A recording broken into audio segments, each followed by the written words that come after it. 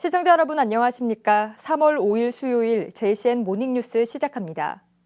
한국은행이 기준금리를 3차례 인하했지만 개인뿐만 아니라 기업 현장에서도 크게 체감을 못하고 있습니다.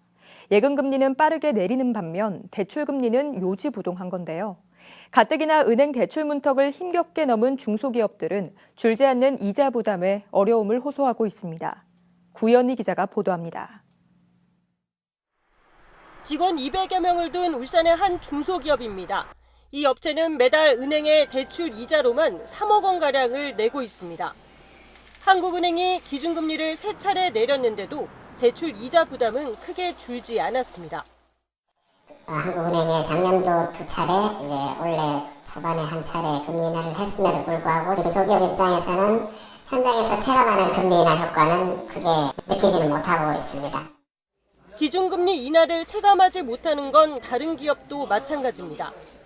은행들이 예금금리는 발빠르게 내리면서도 대출금리 인하에는 느긋하다며 불만을 쏟아냅니다. 투자를 못하겠대요. 금리가 높아서. 수신금리는 또 그만큼만 반영해요. 또 기업 입장으로서는 약자잖아요. 요거를 함에도 불구하고 기준금리를 인하해 서민과 기업들의 대출 이자 부담을 줄여주겠다는 금융당국의 정책이 현장에서 제대로 작동하지 않고 있는 겁니다. 실제로 한 시중은행 관계자는 예대 마진으로 수익을 남기는 은행의 특성상 예금금리는 빠르게 내리는 반면 대출금리 인하는 느리게 반영하고 있다고 실토했습니다. 이런 식으로 지난해 4대 금융지주가 이자로만 벌어들인 이익이 42조 원에 달합니다. 은행들이 고금리로 고통받는 가계와 기업은 아랑곳하지 않고 이자 장소로 배만 불렸다는 지적이 나오는 이유입니다. 우리나라 은행들 실적이 되게 좋은 건 맞고요. 지금 최근 몇 년간. 우리나라가 지금 되게 리스크 없이 장사를 잘 하고 있다라고 보시면 될 것 같아요. 미국 은행들은 이제 힘든 경우가 많은데 우리나라 은행들은 실적이 거의 매년 최고를 찍고 있으니까.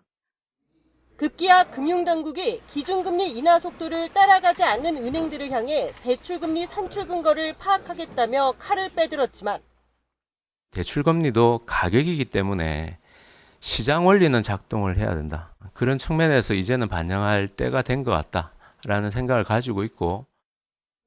은행 자율에 맡긴 가상금리와 우대금리 등 오랜 기간 반복되온 은행들의 관행과 꼼수를 바로 잡을 수 있을지는 의문입니다.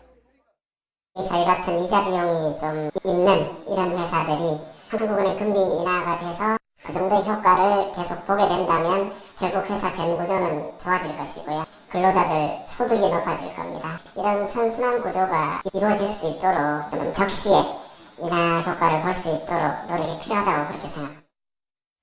JCN 뉴스 구연입니다. 논란이 되고 있는 울산 시내버스 노선 문제 해결을 위한 주민토론회가 어제 울산시의회 시민홀에서 열렸습니다. 야권과 울산시민연대 등 시민사회단체들이 공동 주최한 어제 토론회에서는 시민 혼란으로 이어지고 있는 시내버스 노선 개편의 문제점을 정확히 파악해 울산시가 즉시 개선해야 한다는 목소리가 잇따랐습니다. 토론에 앞서 발언에 나선 울산시의회 손근호 의원과 울산시민연대 김지훈 사무처장은 버스 노선 개편과 관련해 민원이 계속되고 있는 만큼 효율성만 따지기보다는 이용자 중심의 노선 개편을 위해 시민 소통을 강화해야 한다고 주장했습니다.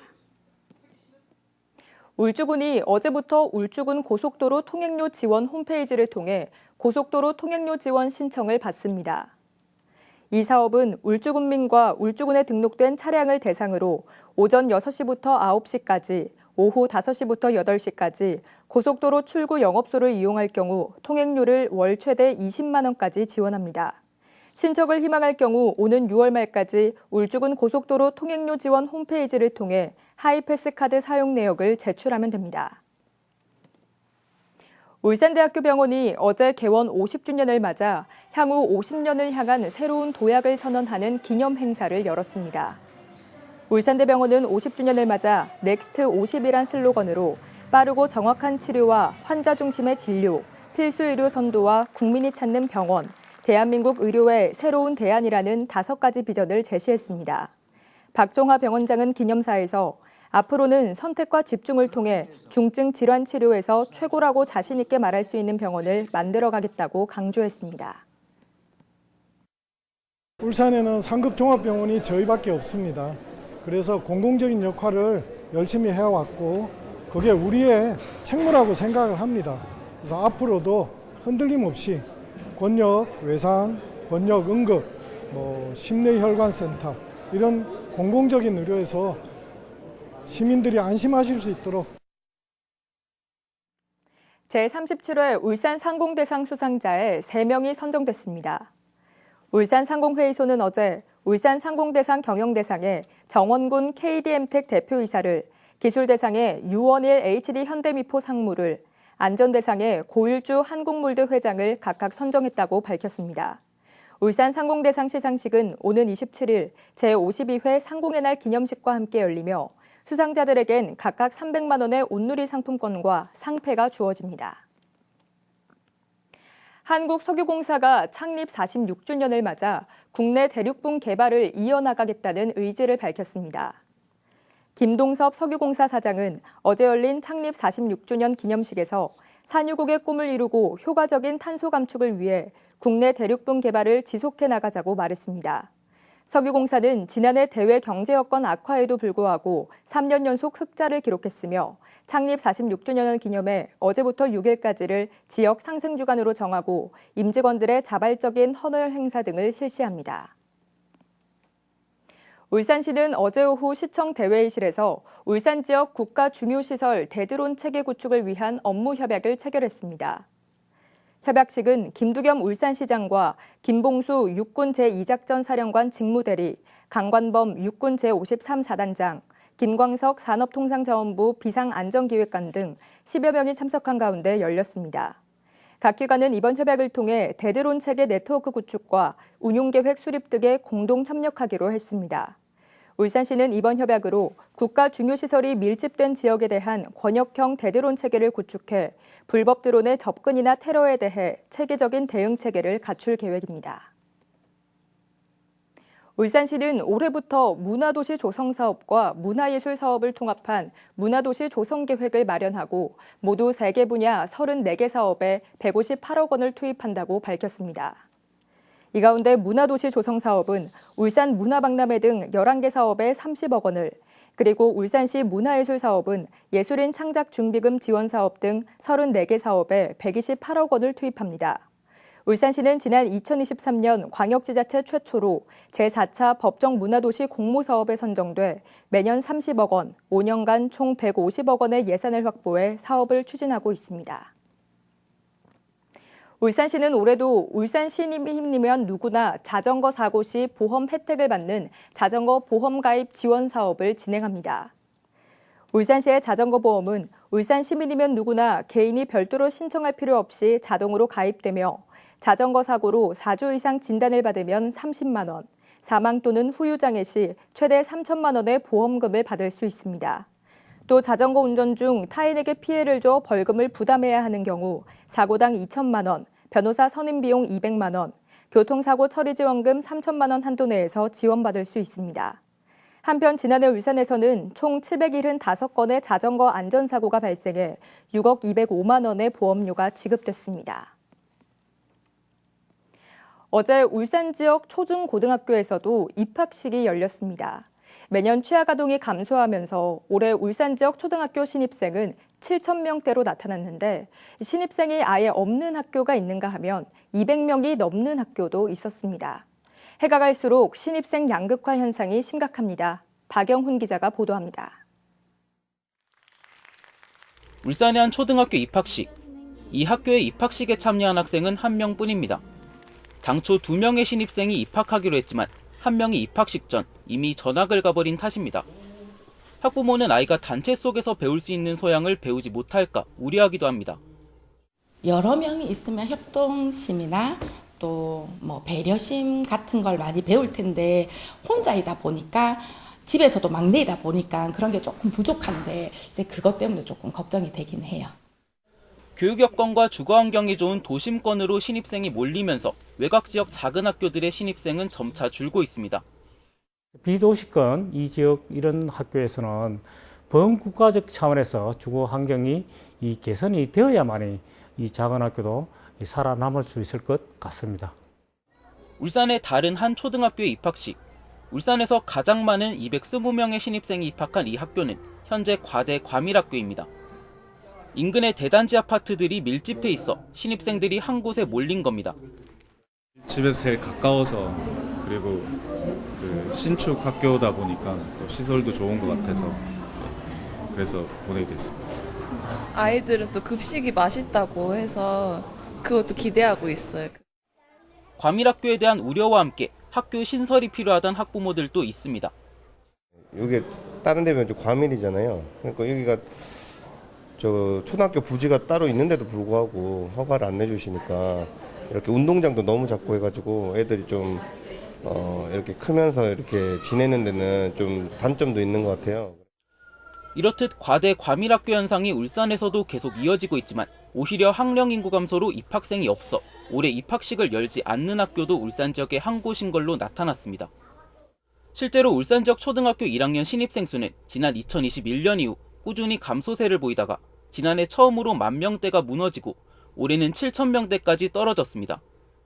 저출생으로 자녀 수가 적어지면서 자녀의 학군에 대한 관심도 점차 커지며 이러한 신입생 양극화 현상도 뚜렷해지고 있는 겁니다. 울산시 교육청은 학령 인구 감소 대책에 대한 용역을 진행 중이라며 신입생 쏠림과 양극화 현상에 대해서도 대책을 마련하겠다고 설명했습니다. 저출산에 따른 학령 인구 감소에도 불구하고 일부 특정 학교에 대한 쏠림 현상이 있는 것이 사실입니다. 이러한 쏠림 현상이 해소될 수 있도록 학군 조정 및 분산 배치 등 다각적인 방안을 검토하도록 하겠습니다. 울산 지역의 학령 인구 감소가 매년 이어지는 가운데 신입생 양극화로 인해 폐교하는 곳이 생기지 않도록 교육당국의 세심한 대책이 필요해 보입니다. JCN 뉴스 박영리입니다. 천창수 울산시 교육감이 새학기 첫날인 어제 초등학교를 방문해 학생들의 새 출발을 격려했습니다. 청 교육감은 어제 우정초등학교를 찾아 등교 학생을 맞이하고 평산초등학교 입학식에 방문해 틀려도 괜찮아라는 동화를 학생들에게 읽어줬습니다. 한편 울산시 교육청은 학생들의 디지털 과일존 예방을 위해 올해 하루 15분 독서 시간과 1학교 1독서 동아리 등 학생 중심 독서 교육을 활성화할 계획입니다. 울산시는 카바페넴 내성 장내 세균목 감염증 발생 신고가 해마다 증가함에 따라 집중관리에 들어가기로 했습니다. 약칭 CR2라고 불리는 카바페넴 내성 장내 세균목 감염증은 항생제 내성 의료 관련 감염병의 한 종류로 울산의 경우 신고 건수가 지난 2020년 237건에서 지난해 750건으로 4년 만에 3배 이상 증가했습니다. 특히 이 감염증은 치료에 사용할 수 있는 항생제가 거의 없고 환자의 연령이 증가할수록 발생 비율이 높습니다. 이에 따라 울산시는 이달부터 오는 9월까지 관내 요양병원 6개소를 대상으로 집중관리 사업을 추진해 의료기관 감염관리 강화에 나서기로 했습니다. 유니스트 연구팀이 DNA에 단백질이 달라붙는 결합 지점을 분석해 정확하게 분리할 수 있는 기술을 개발했습니다. 유니스트 에너지화학공학과 김동혁 교수팀과 고려대 생명과학부 이은진 교수팀은 기존보다 세포를 5,000배 적게 쓰고 DNA와 단백질의 결합 지점을 고해상도로 분석하는 데 성공했습니다.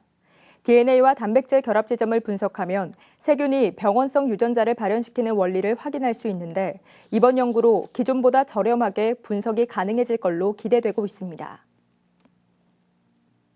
울산시는 그동안 구군에서 운영해오던 주택가 나무관리 전담반의 사업 효과를 높이고 예산의 효율적인 집행을 위해 올해부터 직접 운영한다고 밝혔습니다.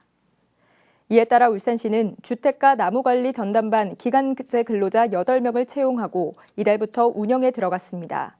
주택가 나무관리 사업은 단독주택이나 소규모 공동주택에 식재된 수목에 대해 소유자 또는 거주자가 신청하면 관리를 해주는 사업입니다. 북구청이 이달부터 오는 6월까지 주소 표지판이 올바르게 표시되고 안전한지 확인하기 위해 주소 정보시설에 대한 일제조사를 실시합니다. 이번 조사는 도로명판과 건물 번호판, 사물주소판 등 모두 16,000여 곳을 대상으로 진행됩니다. 북구청은 시설물의 설치 상태와 훼손 여부, 표기 오류 등을 집중 점검할 예정이며 점검 결과를 바탕으로 긴급 보수와 교체 작업을 진행할 계획입니다. 울주 선바위 도서관이 제57회 한국도서관상을 수상했습니다. 한국도서관상은 지난 1969년 제정된 국내 최고 권위의 도서관상으로 이번 수상은 울산 지자체 도서관 가운데선 처음입니다. 울주 선바위 도서관은 이용자 중심의 편의 서비스와 생애주기 맞춤형 프로그램 등으로 신선한 독서 문화를 확산했다는 점에서 높은 평가를 받았습니다. 울산시는 2자녀 이상 다자녀 가정의 이동 지원을 위한 올해 다둥이 행복렌터카 지원 사업 참여자를 모집합니다.